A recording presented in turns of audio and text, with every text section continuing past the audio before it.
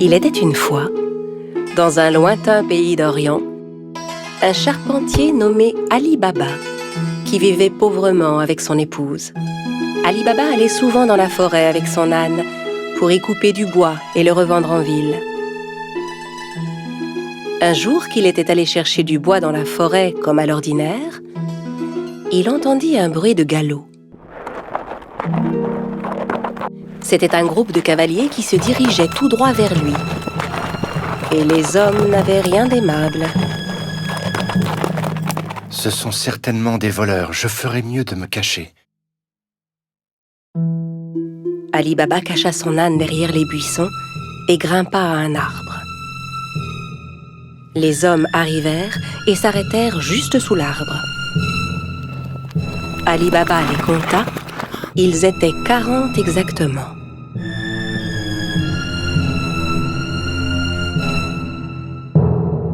Les hommes déchargèrent les lourds sacs que portaient leurs chevaux.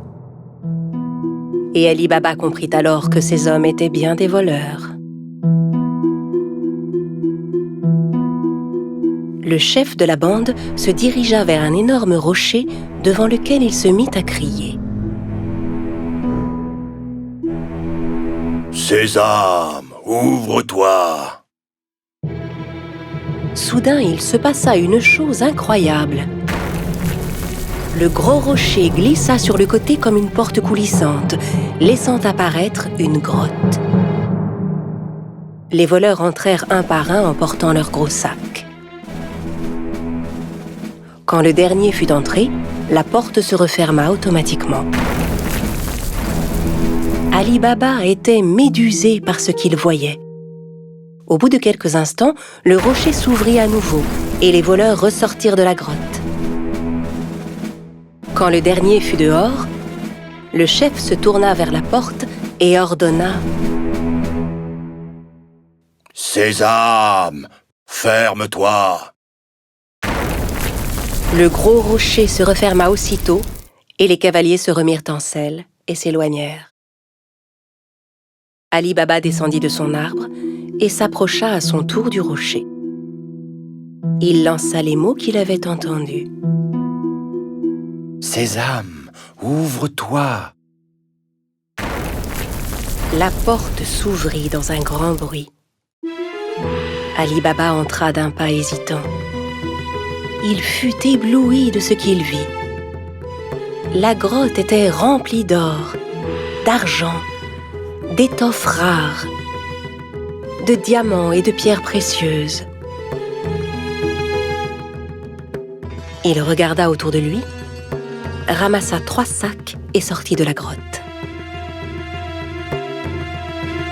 Puis il se retourna vers le rocher et lui adressa les mêmes mots que le chef des voleurs.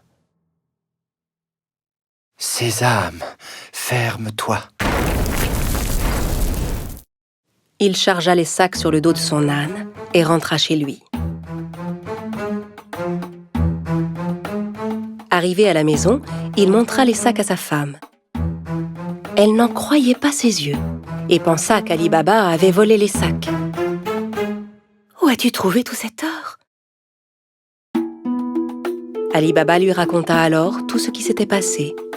Elle était si heureuse. Ils se mirent ensemble à vider les sacs. « Aide-moi à compter ça. Je veux savoir combien d'or nous avons. » « Non, creusons plutôt un trou pour y enterrer cet or. » « Va creuser le trou, j'irai demander une tasse à mesurer à ton frère Cassim. » Cassim, le frère d'Ali Baba, était un riche marchand, mais c'était un homme très cupide. Il n'avait jamais aidé Ali Baba, qui mit sa femme en garde. Très bien, mais ne lui parle surtout pas de l'or. Personne ne doit savoir. La femme se rendit chez Cassim pour lui emprunter une tasse à mesurer. Sachant qu'ils étaient très pauvres, Cassim lui demanda « Que veux-tu faire de cette tasse? Tu n'as pas d'argent à mesurer ?» La femme inventa alors un mensonge. Bien sûr, Cassim n'en crut pas un mot. Il mit discrètement un peu de miel sous la tasse avant de la confier à l'épouse d'Ali Baba. La femme rentra chez elle avec la tasse et commença à mesurer l'or. Puis, quand ils eurent compté tout leur or, Ali Baba alla l'enterrer dans un grand trou. Quand tout l'or fut bien enterré, la femme d'Ali Baba rapporta la tasse chez son beau-frère. Elle n'avait pas remarqué que de l'or était resté collé sous la tasse. Quand Cassim reprit la tasse, il vérifia aussitôt dessous. En voyant que de l'or y était collé, il fut stupéfait.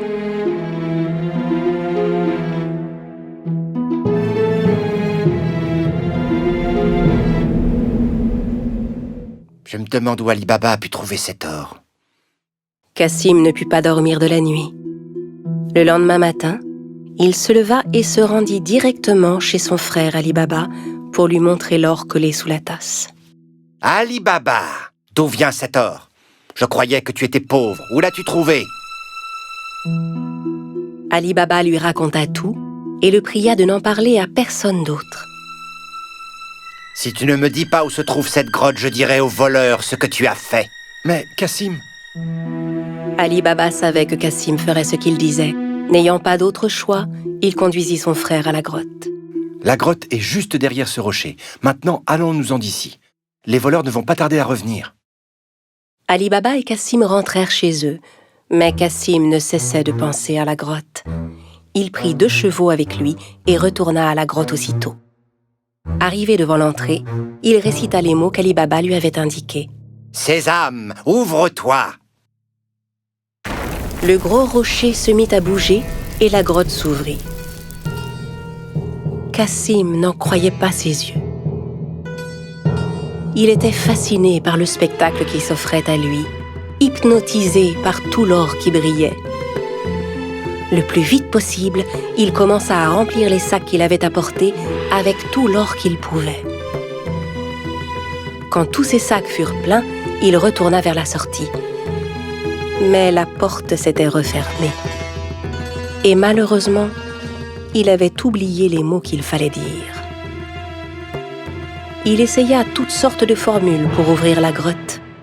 « Porte, ouvre-toi Rocher, ouvre-toi Grotte, ouvre-toi » Mais quels que soient les mots, la porte restait fermée. Cassim commença à paniquer. Il chercha une autre porte, mais n'en trouva aucune. Au bout d'un moment, les voleurs revinrent à leur grotte. Quand ils virent les chevaux de Cassim, ils se méfièrent et sortirent leurs épées. « Sésame, ouvre-toi »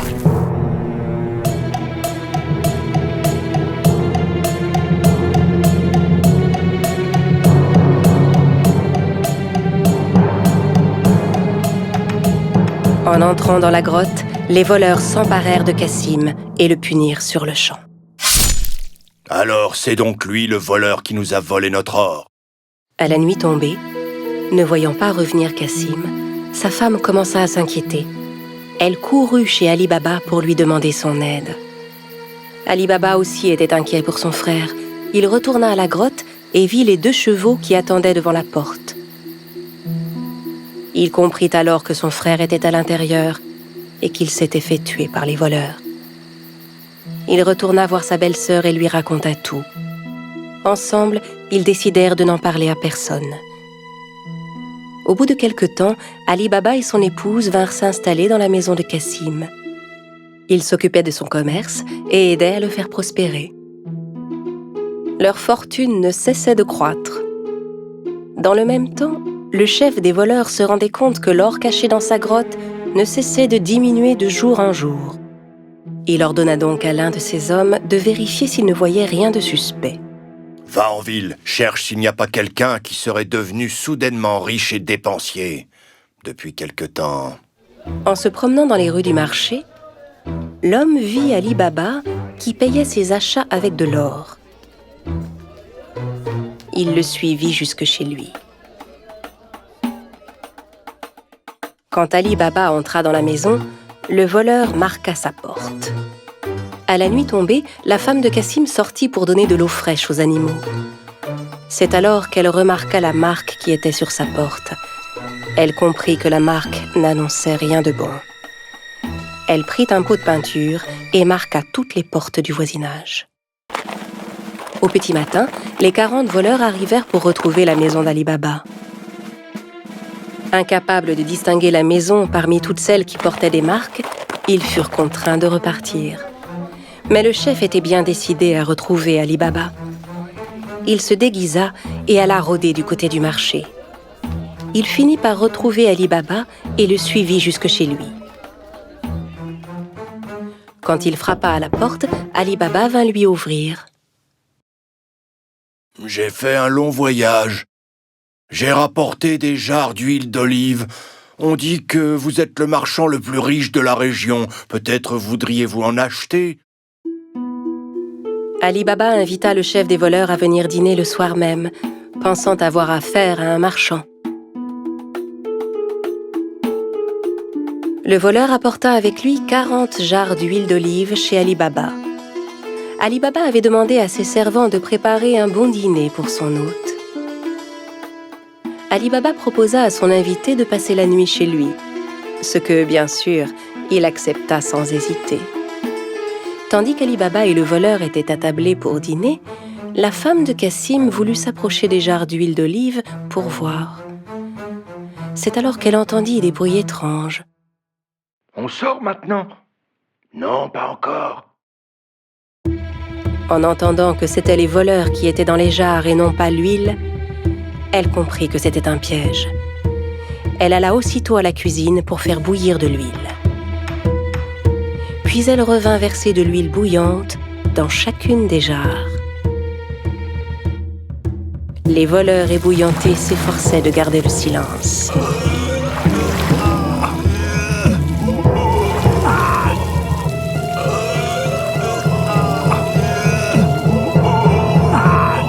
À minuit, quand tout le monde était endormi, le chef des voleurs alla vers les jarres. « Vous pouvez sortir maintenant. » N'ayant aucune réponse, il appela à nouveau. « Les gars, vous dormez ?» N'entendant à nouveau aucune réaction, il décida d'ouvrir les jarres et fut terrifié de ce qu'il vit. Terrorisé à l'idée de se faire attraper à son tour, il s'enfuit et ne revint jamais. Le lendemain matin, la femme de Cassim raconta à Ali Baba ce qui s'était passé. Cette fois, il savait qu'il n'aurait plus jamais à s'inquiéter des voleurs. À partir de ce jour, Ali Baba et sa famille menèrent une vie riche et heureuse.